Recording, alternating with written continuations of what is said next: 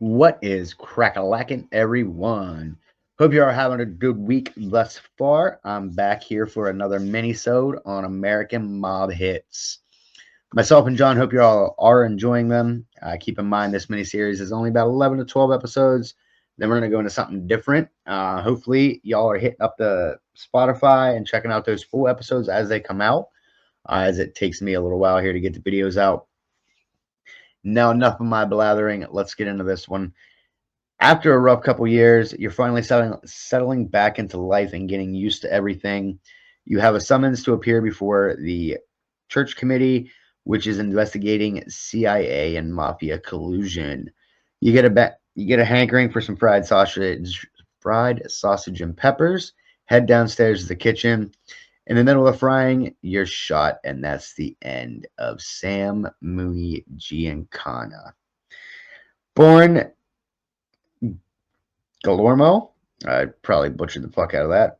Forgive me. But changed to Salvatore Giancana in May 1908 in Chicago to immigrants from Sicily. You guys are obviously seeing the pattern here, right? Like,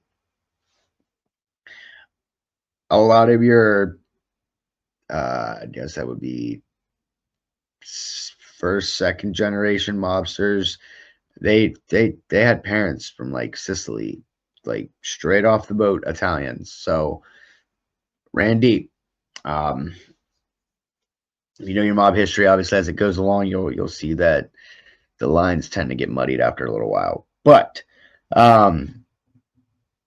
he was born in the Patch neighborhood and had 7 siblings. Now, with most hoods of the time in that area, he joined the 42 gang, which was led by Joe Esposito. While in the 42 gang, he became quite the getaway driver, as well as a high earner and a vicious killer. By his mid-20s,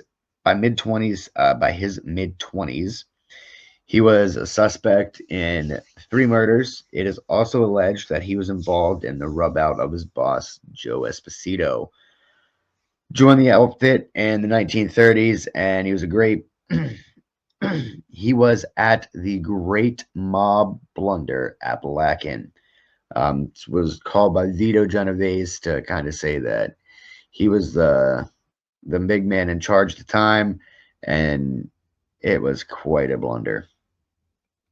He's actually later heard complaining to another associate that it should have been held in Chicago. It is legit the safest place in the world for something like that, as he had several police chiefs on his payroll. So, I mean, he wasn't wrong. Having that kind of clout and money meant you had power. Needless to say, Sam Giancana had that BDE, had that big dick energy. To further prove that Sam had that BDE, it was rumored that he was with Marilyn Monroe the night that she died, and she was in love with him. That is a rumor, okay? Hasn't been proven, but either way, Marilyn Monroe, she was quite the stunner, and Sam was rumored to be with her. It's also rumored that he had the outfit help out with the election of JFK. And if you know your history on the Kennedys, good old Joe Kennedy had some run-ins with bootleggers and mobsters. So, yeah. In the 60s, he was recruited to help with the removal of Castro in Cuba. So, you know what I'm saying? Sam had that BDE. He was wielding it. However, having that much, that big of a dick, it's going to catch up to you. And, get the hiccup, excuse me. And before you knew it, he was called before a grand jury, to which he held to the oath and didn't say jack shit, just silence. And because of that, he was held for a year in contempt. So after his release in 1966, pick up sticks, he he fled to Mexico, only to be deported in 74. I mean, when I wrote this up, I didn't think we actually had that many cartel members that were extradited.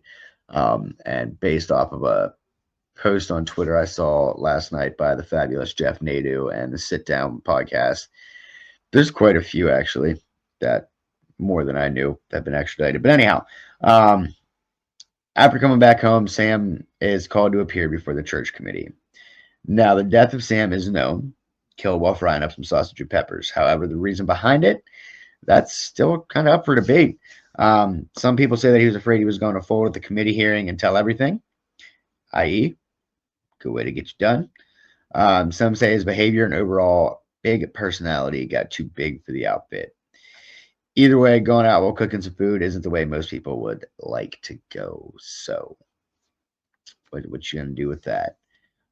Now, it's gonna do it for Sam Giancana, everybody. Hope you all enjoyed this episode. Sam definitely had that BDE and wielded it, like I said. However, that may have been what taking him down.